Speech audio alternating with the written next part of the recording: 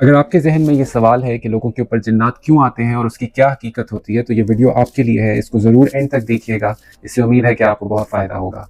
मेरा नाम डॉक्टर तलहा वकार है। मैं न्यूरोलॉजिस्ट हूँ और रावलपिंडी पाकिस्तान में प्रैक्टिस करता हूँ।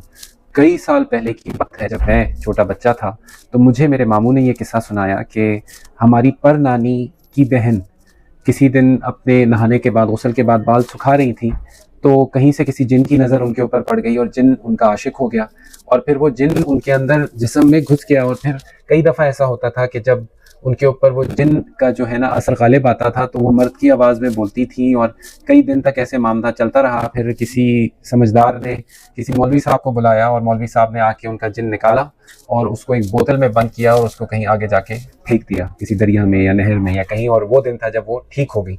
अब कई सालों तक मैं ये इस किस्से मेरे जहन में था और मैं सोचता रहा कि इसकी क्या हकीकत थी। क्या वाकई जिन्नात इस तरह लोगों के ऊपर आते हैं?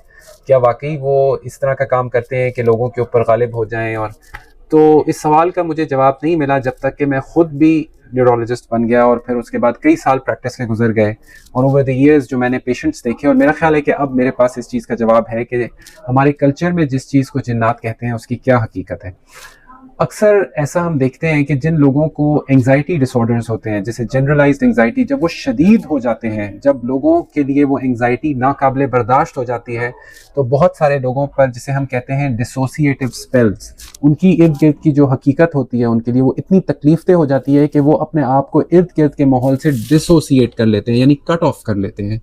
और उस कट ऑफ होने की सूरत में कभी कभी वो बेहोश हो जाते हैं, ऐसे आंखें बंद करके जिस्म ढीला होकर लेट जाते हैं, जिसे हम बहुत सी दफ़ा शक करते हैं कि शायद ये मिर्गी के दौरे ना हो। और कभी कभी वो डिफरेंट पर्सनैलिटी इख्तियार कर लेते हैं, जिसे हम कभी मल्टीपल पर्सनैलिटी के तौर पे देखते हैं कि किसी वक्त कोई पर्सनैलिटी, फिर किसी और वक्त बिल्कुल मुख्तलिफ पर्सनैलिटी।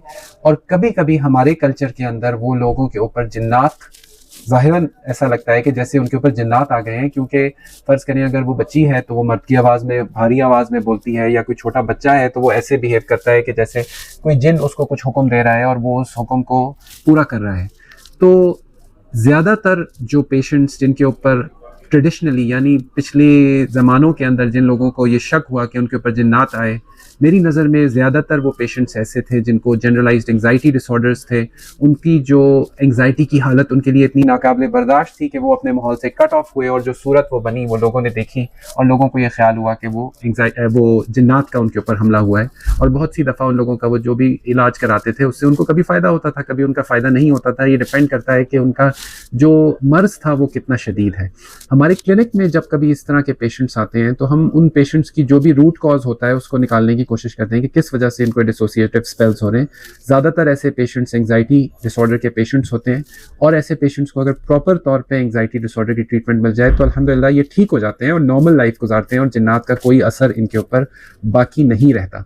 तो अगर आपके इर्द गिर्द के माहौल में भी कोई ऐसे मरीज़ हैं जिनके ऊपर जिन्नात के दौरे पड़ते हैं, तो मैं आपको ये सजेस्ट करूँगा कि बजाय इसके कि आप किसी ऐसे शख्स के हाथ उनको चढ़ा दें जो कि हो सकता है कि उनके जो है ना गलत इलाज करे या कोई ऐसा चीज़ करे जिससे आपका नुकसान हो जाए, तो बेहतर ये है कि ऐसे पेशेंट को एक अच्छे और काबिल न्यूरोलॉजिस्ट के पास लेके जाया जाए ताकि वो सही तौर पर तशख़ीस कर सकें कि इनका ये दौरा किस वजह से है।